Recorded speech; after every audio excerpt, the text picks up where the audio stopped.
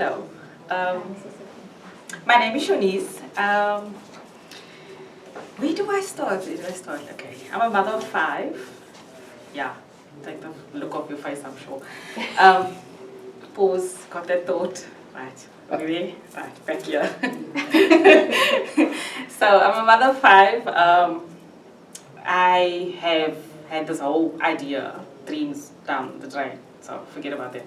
I had this whole idea of the white picket fence and all those little things that everybody has for their life, and had my life planned up in my head, I think. All that just went down the drain. Yeah. So school in between, so where you fit in, I had to find out where I fit in. So I still don't know where I fit in. I still am learning. I have prepared my mind to be amazed at different kinds of people, put it that way. Because when I look at my kids today, I see them differently from what I did for the past 20 years. They are different human beings. I guess I'm a guidance counselor, social worker, friend, mother, father, what else? It's a long list of things, so I have to go through the different grades each year, and you lose track of ages and birthdays and, sorry, my kids will probably choke me off the way when they see this. But anyway, that is me, so yeah, that rearing thing. So thank you for your introduction, and this is now your card. Tell the camera what the card says, and then go for it. Can you tell a story of where you have been courageous? I'm standing in front of a camera, lots of people are gonna look at this. I don't know. That's the whole story. So that's my thing. So speaking in front of people, I think my knees are shaking though. Standing on, let me see, when I had to be elected as on the SRC Council, for the first time in my whole entire life, I like freaked out. And I had to give a speech like off the cuff type of thing. And I was like, okay, I'm just gonna wing it. I don't know what to say. So these people don't know me on the campus. So, and I just basically said that this is me. You know who you want to vote for. Yeah, definitely not me, because I'm not, might just leave you off the way if your story is not real, or your excuses on the campus. I didn't get my money, for example. Bursary didn't pay, stuff like that. I'm not going to walk with you through that. So I said that as a delivering speech, and the people voted for me. I'm vice chairman, I'll tell you. I'm vice chairman, so I mean, sure, 2020, I come, you rock. So, wow, I surprised myself. I amazed my own mind. I walked out of there and I was like, at the campus, I was like, you have this goal that they set, that you need to be the straight A student, and I'm like, right, I'll be, what's this, 42%? They're like, why 42? So like 40 is your pass mark. The other 2 is like to stand on the desk and say, brag, I passed, yay. Big ups to you. So that's basically it. So yeah, it's just, I surprised myself, I must say. Thank you. Good. And so, has she done her speech about what she's really passionate about? No. Just comes over like that. So, what do you want to share with the world? Like, what's your thing that you care deeply about? I think more about the sanity of everyone, because I think we tend to believe that we are perfect, and your mind is a terrible place to be. And we sometimes get captivated in the fact that our own thoughts, and for me, example, I've been imprisoned by my own thoughts, and I am a negative person, put it that way. So I think negatively, I break myself down negatively. And in the sense of you don't see the bubbles in front of you that is positive. So identifying that is helping others identify that too, because that's a tool that I learned not so recently. So I carried all of that all the years, and I didn't know how to let go. Because it's like you're walking and you're walking and you're walking and you keep looking over your shoulders. I take a step forward and then I take 2 steps back. And it's like the constant push and pull, trigger factors and how to filter it out. So the passion, where it comes in for people's mental stability, that is where it comes in. Because I think a lot of us don't see it. And I mean, I play in my head, you have these thoughts, as I mentioned, like you've got negative thoughts, suicidal thoughts, and you hear that in your youth, where there's an article that I read was about someone that was 10 years old, committed suicide. Why? Because he was being bullied. And I was picked on in school. I didn't know where I fit in. So it was like you don't know who you are and you don't know where you fit in. So you've got to find that space and figure out your identity early.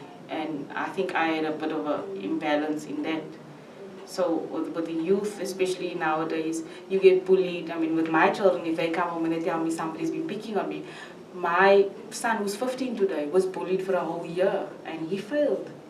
Because emotionally he wasn't strong enough, or I wasn't there emotionally for you, because you got the blinkers on your face and it's just, I've got work, I've got to focus here, I've got to focus there, I've got other children, I can't just sit with you. And it's like, I never paid attention to him.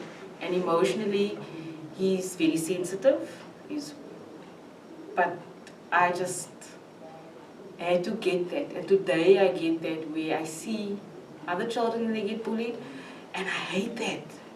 Don't break a child down. Because like when my son was coming and he said to me, Mommy, I must have my subject choices. And they said to me, I can't choose. I'm like, they can't tell you that. And I phoned the school and they said to me, you need to come in. And I went there and I said to them, look, you cannot give a child a choice and then take it away. That breaks them down. Mentally, psychologically, it breaks them down. So you can't give a child a choice. Tomorrow he sits in that class and he knows he has to repeat that grade. And our society today is terrible. And I don't know if it's because we as the parents sit back and allow the things to happen, or we just forget or ignore or pretend that everything is perfect. But in reality it's not. And I think I want my kids to be mentally sound, mentally safe, emotionally safe. And I think that is what I need. That's what I want everybody to do. Make sure that your kids, never mind if they don't get straight A's or get distinctions, because if my son doesn't get a distinction, I used to press and say, my daughters do.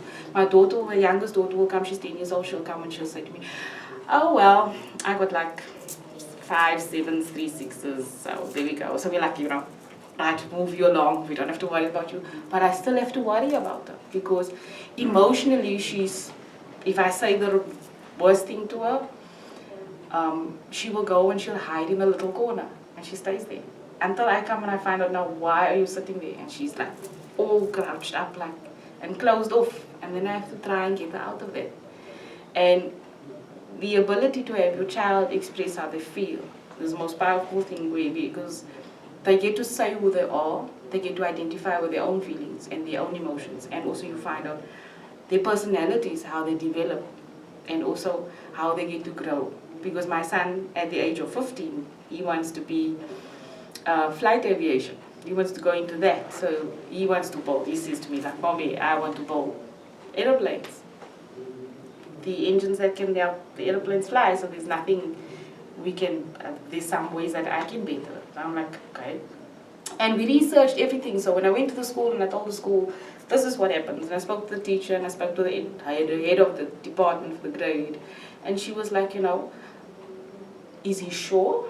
Because in 3 years down the line, he's not going to say next year if he gets a paper and he's like, he didn't meet the requirement, he's going to drop out and choose another subject. You can't do that.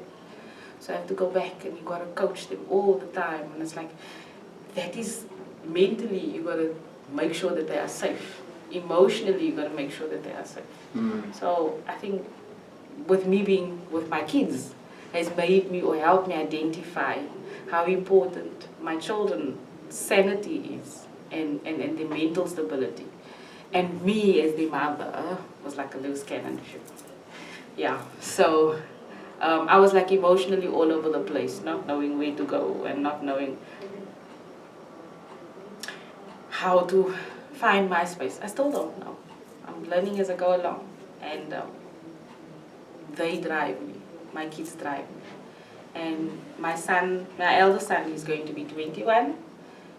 Yeah, jaw dropper. Okay, I know I do look younger. But that's the thing. His friends will always come to the house and they will always sit there and like, hello auntie, and I'm like, what are you doing with yourself? Are you working? Are you studying? If you're studying, what you're studying for? Do you like what you're doing? So it's like all those little things that I ask, and it's amazing to see, especially in our community, it's amazing to see that they don't get to sit on the street corner. They finish matric and they're all trying to do what they can, their part in society. So that's nice to see. That's awesome. Thank you. It's really, really great. Really great. Powerful stuff. Hey? Like what's occurring to me with this woman is like there's this dynamo power, and then you've been, life has beaten you left, right, centre, up and down. But what is in front of me is an incredibly powerful, beautiful, articulate, passionate, committed woman. Amazing. You're an amazing human being. Mm-hmm. You really are. And finally, what have you got from this course? Oh, what I got. Wow, I met the most amazing people. Luke is not here, though. He's like this big baby today. Yesterday it was like yesterday. Looking at him for the first time, I'm like, sure, I came late, by the way. So sorry. Yeah, I'm still beating myself up. No, you're forgiven. You can carry on beating yourself up if you want, but it's not really going to make much of a difference. So, and he was like, you could have just sent a message. I'm like, I was driving this through. I'm like, okay. And that was like on the one-on-one sessions together. The get to know you sessions, like, you could have just sent a message. I'm like, sorry. Yeah, I'm like, that's sign of respect. Okay, I took that note. So Cleo was like saying this morning, and I'm like, one thing I will say, I'll take that I do have a voice, and I give myself little credit, and I think that is what I take with me, to be able to speak and say that this is me, this is my space, and walk with it, and not be so concerned about everything else, because I don't have control over it. Good stuff. Awesome.